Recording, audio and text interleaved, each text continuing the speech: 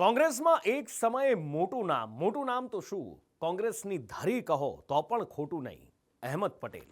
કોંગ્રેસના મોટા નિર્ણયોમાં જેમની કેન્દ્રીય ભૂમિકા રહેતી, એ જ સ્વર્ગીય અહેમદ પટેલનો પરિવાર હવે કોંગ્રેસથી વિમુખ થઈ રહ્યો છે. દીકરી મુમતાઝ પટેલની નારાજગી બાદ હવે પુત્ર ફૈઝલ પટેલે કોંગ્રેસને રામ રામ કહી દીધા છે, અલવિદા કહી દીધું છે. એમનો આક્ષેપ છે કે કોંગ્રેસ એમને કામ નથી કરવા દેતી. સાથે જ ફૈઝલના નવા રાજકીય ઠેકાણા વિશે પણ અટકળો તેજ બની ગઈ છે. ચૂંટણી કોઈ પણ હોય, પણ કોંગ્રેસમાં એક સાંધે ત્યાં 13 તૂટે જેવી હાલત જ હોય. તડજોડમાં કોંગ્રેસને સૌથી વધુ નુકસાન થાય છે.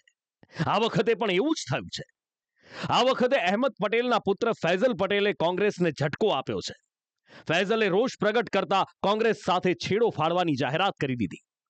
સોશિયલ મીડિયા પોસ્ટમાં ફૈઝલે લખ્યું કે ખૂબ પીડા અને વેદના સાથે મેં કોંગ્રેસ માટે કામ કરવાનું બંધ કરવાનો નિર્ણય કર્યો છે. ઘણા સમયથી આ એક મુશ્કેલ સફર રહી છે. મારા સ્વર્ગસ્થ પિતા અહેમદ પટેલે તેમનું આખું જીવન દેશ, પક્ષ અને ગાંધી પરિવાર માટે કામ કરવામાં સમર્પિત કરી દીધું. મેં એમના પગલે ચાલવાનો પ્રયાસ કર્યો, પણ દરેક પગલે મને ના પાડી દેવામાં આવી. હું શક્ય એટલી રીતે માનવજાત માટે કામ કરવાનું ચાલુ રાખીશ.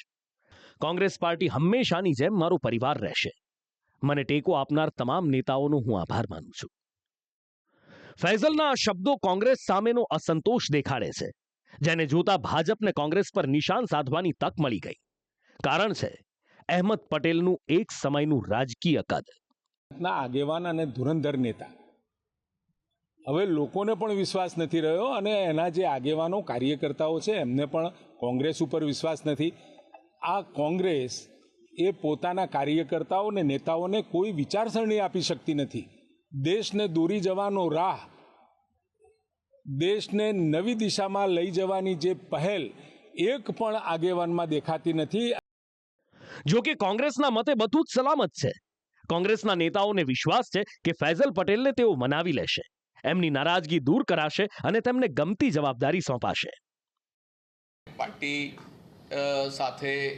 પાર્ટી એમની સાથે જોડાયેલી છે, એ પાર્ટી સાથે જોડાયેલા છે. ક્યાંક કોઈ કારણોસર એમને આજે ટ્વીટ કર્યું છે, એની અમારા પ્રદેશના મોવડી મંડળ અને દિલ્હી લેવલે ચર્ચા વિચારણા કરીશું. અને અત્યારે એ યુવાન છે, ખૂબ નાની વયે છે. એમનું માન સન્માન જળવાય, એમના પરિવારનું માન સન્માન જળવાય, એના માટે કોંગ્રેસ પાર્ટી કોઈ પાછી પાની નહીં કરે, અને એમના માટે, એમના સન્માન માટે પાર્ટી બધું જ કરશે. ફૈઝલ પટેલ અચાનક કોંગ્રેસથી નારાજ નથી થયા. આની શરૂઆત લોકસભાની ચૂંટણી વખતે થઈ હતી, જ્યારે ફૈઝલે પોતાના પરિવાર માટે કોંગ્રેસમાંથી ભરૂચની ટિકિટ માંગી હતી. પણ કોંગ્રેસે ગઠબંધન હેઠળ ભરૂચ બેઠક આમ આદમી પાર્ટીને આપી હતી. અને તેના કારણે ન માત્ર ફૈઝલ, પણ તેમના બહેન મુમતાઝ પટેલ પણ કોંગ્રેસથી નારાજ થયા હતા. હાઈકમાન્ડ સામે તેમણે વિરોધ અને અસંતોષ પણ વ્યક્ત કર્યો હતો. પણ હવે આ વિરોધ ચરમસીમાએ છે. એવું પણ કહેવાય રહ્યું છે કે ફૈઝલ કોંગ્રેસના સદસ્ય છે જ નહીં, અને આ જ કારણ છે કે તેમના પોતાના ટ્વીટમાં કોંગ્રેસ છોડવા કે રાજીનામા જેવા શબ્દનો તેમણે ઉલ્લેખ નથી કર્યો. જો કે તેમની આ પોસ્ટથી કોંગ્રેસમાં દોડધામ જરૂર મચી ગઈ છે. સવાલ એ ઉઠી રહ્યા છે કે ફૈઝલ પટેલ હવે કયા પક્ષમાં જોડાશે, એ લોકો વચ્ચે કેવી રીતે રહેશે. એવી પણ અટકળો છે કે ફૈઝલ ટૂંક સમયમાં ભાજપમાં જોડાઈ શકે છે. જૂન 2023માં ફૈઝલની ભાજપના પ્રદેશ પ્રમુખ સી.આર. પાટીલ સાથેની એક તસવીર શેર કરતા કોંગ્રેસમાં ચર્ચાઓનો દોર શરૂ થયો હતો. હવે ફૈઝલની પોસ્ટે ફરી એકવાર કોંગ્રેસની ઊંઘ ઉડાડી દીધી છે. ત્યારે જોવાનું એ છે કે ફૈઝલ પટેલ હવે શું કરે છે. બ્યુરો રિપોર્ટ, સંદેશ ન્યૂઝ.